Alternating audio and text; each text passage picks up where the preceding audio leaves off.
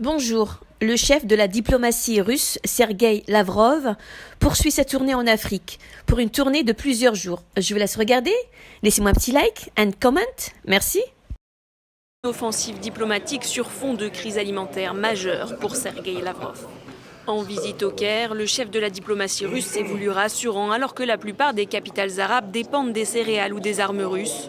Toutes s'inquiètent des conséquences du conflit russo-ukrainien.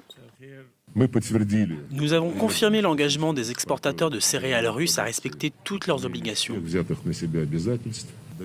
Nos collègues occidentaux, qui prennent très à cœur la situation actuelle, doivent lever les obstacles qu'ils ont eux-mêmes créés. Depuis le début de la guerre en Ukraine fin février, l'inquiétude grandit sur le continent et notamment en Égypte. Le pays arabe, premier importateur mondial de blé, achète 80% de son blé à la Russie et à l'Ukraine.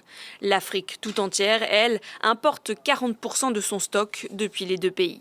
L'Égypte a certainement été affectée par cette crise en termes de sécurité alimentaire et énergétique. L'inflation qui a affecté les économies internationales et la coupure des chaînes d'approvisionnement sont autant de choses sur lesquelles nous devons travailler pour les éviter. Cette rencontre marque le début d'une tournée de plusieurs jours.